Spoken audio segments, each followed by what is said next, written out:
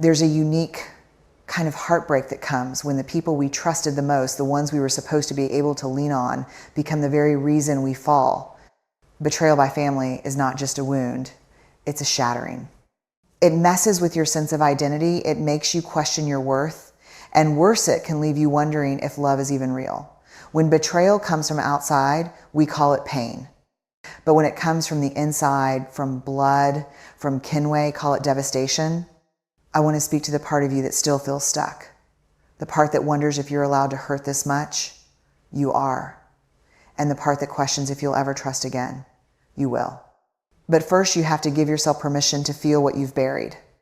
Betrayal is never easy, but when it comes from family, the people we're taught are supposed to be our first safety net it stings in a way that's hard to describe. It doesn't just feel like a personal attack. It feels like the earth under your feet cracked wide open. These are the people you were told would protect you, stand with you, love you unconditionally. So when they become the very source of pain, it creates a fracture in your emotional foundation. You start to question everything. Was it ever real? Did they ever see me? Do I even matter?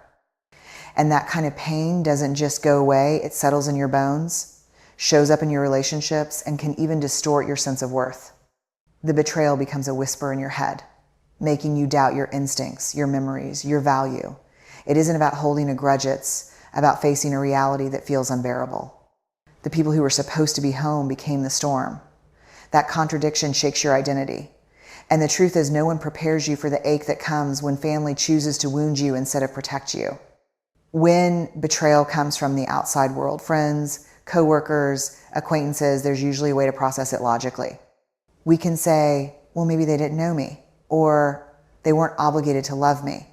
But when betrayal comes from inside the house, there's no script for that. There's only silence, confusion, and a deep inner wound that doesn't stop bleeding just because time passes. We're wired for connection, and that wiring begins with family. When that connection is corrupted, it doesn't just break your heart. It breaks your sense of trust in the world. And that's what makes healing so layered. You're not just healing from what happened. You're healing from what should have happened but didn't. The hugs you didn't receive. The words they should have said but never did. The protection you begged for but were denied. It's grief compounded by confusion. The betrayal isn't just about what they did, it's also about what they failed to do. That absence becomes just as loud as the action. You carry it, you replay it. You wonder if you're being dramatic or disloyal for feeling it this deeply. But let's get one thing straight. Just because someone shares your DNA doesn't mean they're automatically safe. We've been conditioned to believe that family equals love, support, loyalty, but not all families offer those things. Some offer criticism disguised as tough love. Others offer neglect, abuse, manipulation, and then call it tradition. And when you start to wake up to this reality, when your gut starts whispering, something isn't right here, it's terrifying. Because admitting the truth about your family can feel like betraying them, even though they were the ones who betrayed you. You begin walking this painful tightrope between loyalty and self-preservation. And let's not ignore the shame that comes with even thinking those thoughts. Society tells us that talking about family betrayal is taboo. So instead of naming it, we hide it. We internalize it. We silence ourselves. That silence turns into a cage, and that cage convinces us we're alone in this. But you're not. So many people carry invisible bruises from people they were taught to honor, to obey, to love, no matter what. And it takes immense courage to name that wound for what it really is, betrayal. The hardest part? It doesn't always come in loud, obvious ways. Sometimes betrayal is quiet. It's the parent who watched you cry and walked away. It's the sibling who stood by while others tore you down. It's the silence after you voiced your pain. It's being gaslit into thinking your emotions are too much, your boundaries are too rigid, your needs are too inconvenient. Betrayal from family often comes wrapped in denial, justification, and spiritual guilt. They might say they love you, but love without accountability is not love, it's control. And as much as it hurts to say that out loud, it's also the beginning of liberation. Because once you call betrayal what it is, you start reclaiming your voice. You start seeing clearly. You stop making excuses for people who should have protected you. The clarity hurts, but it also heals. Betrayal by family isn't just a chapter in your story, it's a turning point. The moment you begin to see yourself not as broken, but as someone who survived something incredibly difficult and chose to rise anyway, that rise doesn't have to be loud or polished. Sometimes it's just you whispering, "This hurt me," and that's enough. That's where healing begins. There's a kind of grief. No one talks about the grief of what never existed, but should have. It's the empty chair at the table, the hug that never came, the "I'm proud of you" that stayed locked behind clenched lips. When family betrays you, you're not only dealing with the wound of what happened, you're mourning the dream of what you always believed should happen. That version of family you held in your heart, the safe, kind, nurturing versions, quietly. And yet, the world rarely gives you permission to grieve it. People will tell you to be strong, to forgive, to let it go. But how can you let go of something you never had the chance to fully hold? That grief is legitimate. That ache you feel is not a weakness. It's the sign of a heart that hoped deeply, a heart that wanted to be loved the way it deserved. When you're grieving what should have been, you're not being dramatic, you're being honest. And that honesty is the bravest first step toward healing. Because pretending you weren't hurt doesn't make you stronger. Grieving the loss of an imagined love allows you to reclaim your truth. Grief isn't always loud or visible. Sometimes it hides in the way you tense up during family holidays, the way you hesitate before sharing a vulnerable story, the way you quietly envy others who seem to have the support you craved.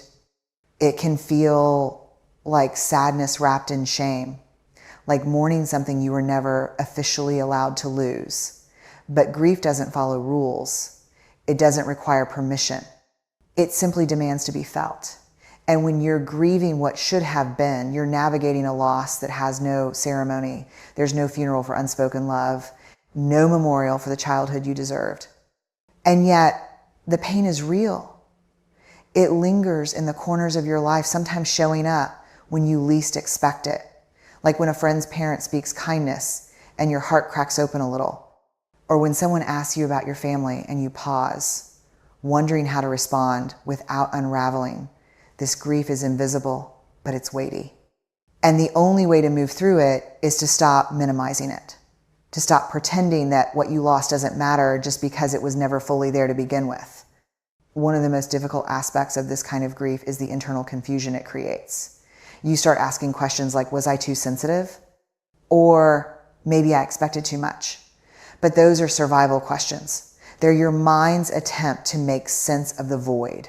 Because if you can blame yourself, maybe the pain becomes more manageable.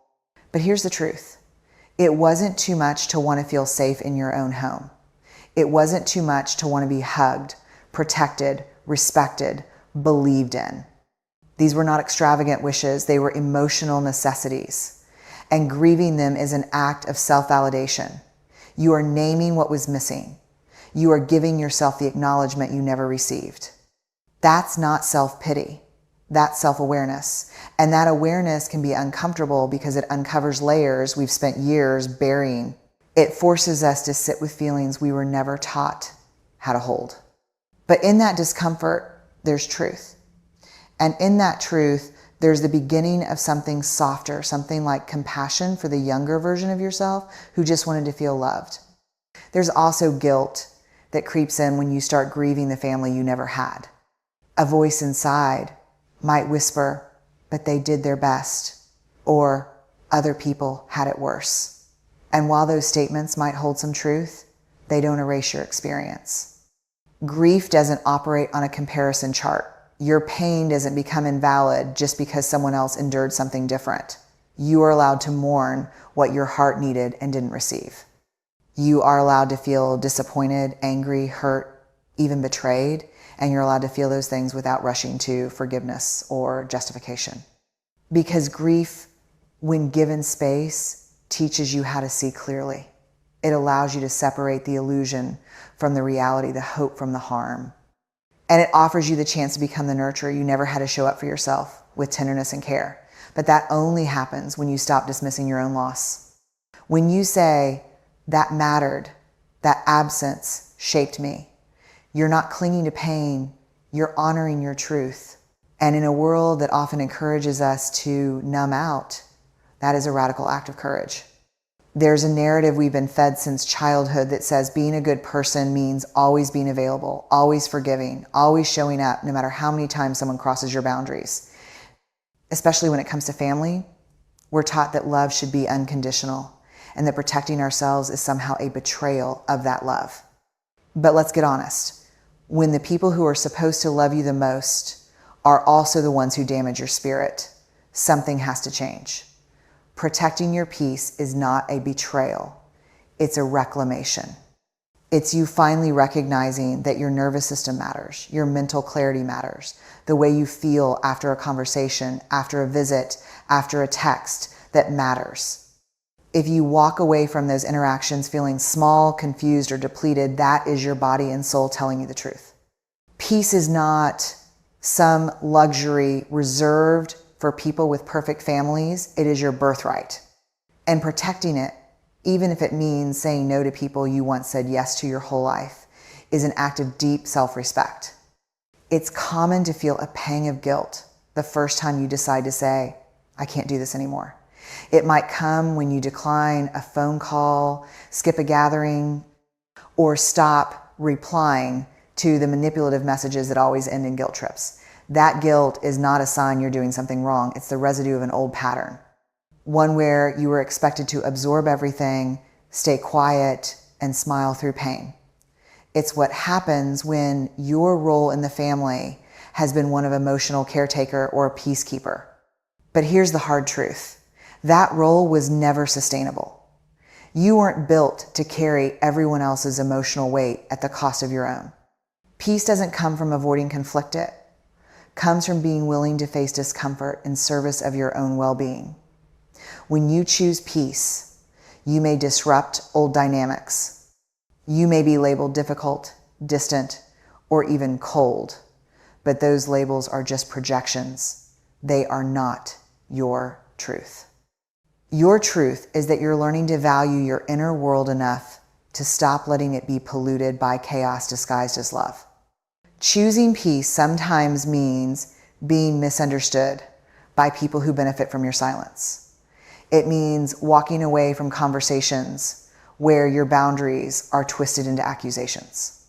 It means refusing to be gaslit into thinking your clarity is cruelty. That kind of strength often looks like distance, but it's actually presence with yourself. You begin to notice what it feels like when your nervous system isn't in fight or flight. You breathe deeper.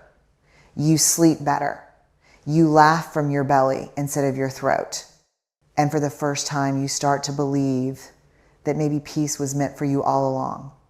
You begin to ask better questions. What makes me feel safe? Who respects my no?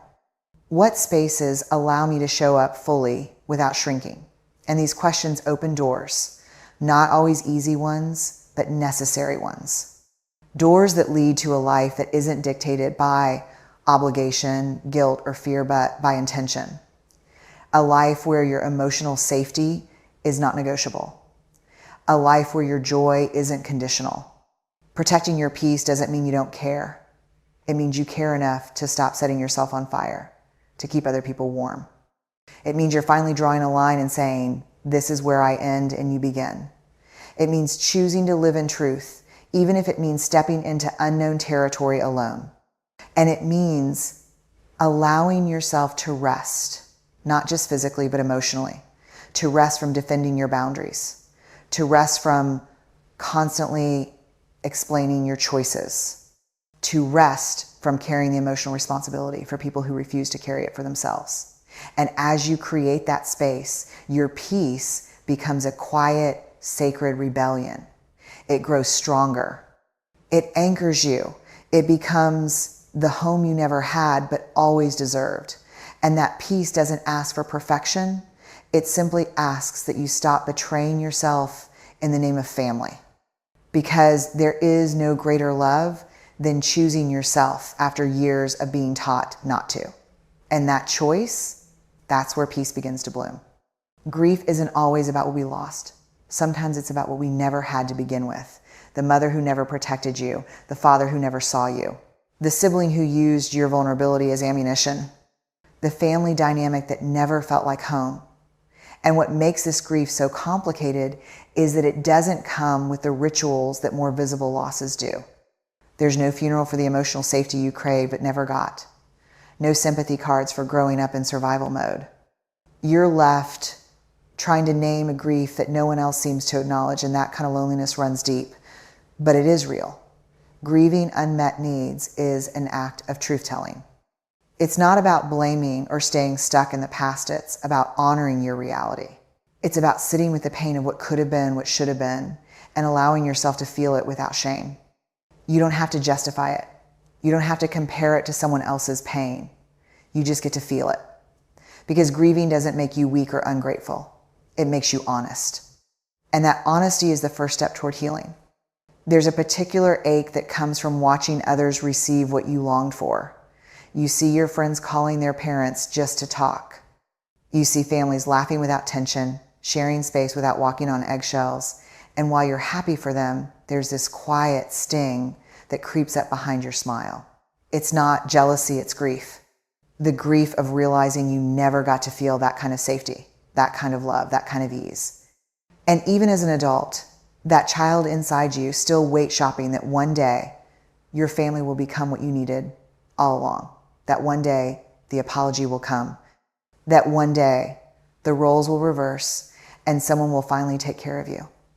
But healing begins when you stop waiting for that day. When you let go not of the hope for love, but of the expectation that it must come from the people who never offered it, you are allowed to mourn the absence. You are allowed to cry for the care you didn't receive. And in doing so, you begin to create space for new, healthier love to enter. So many people silence their grief because they feel like they have no right to it. Maybe their family provided for them financially. Maybe they had food on the table and clothes on their back. But emotional starvation doesn't leave physical evidence. It leaves invisible, scarce hypervigilance, people-pleasing, distrust of joy. It teaches you to suppress your needs, question your emotions, and apologize for existing. And when you start to wake up to those wounds, the grief can feel overwhelming. Because it's not just about moments that happen, it's about the years you spent disconnecting from yourself to survive. And now, as you try to reconnect, to reclaim your voice and your worth, the grief surfaces.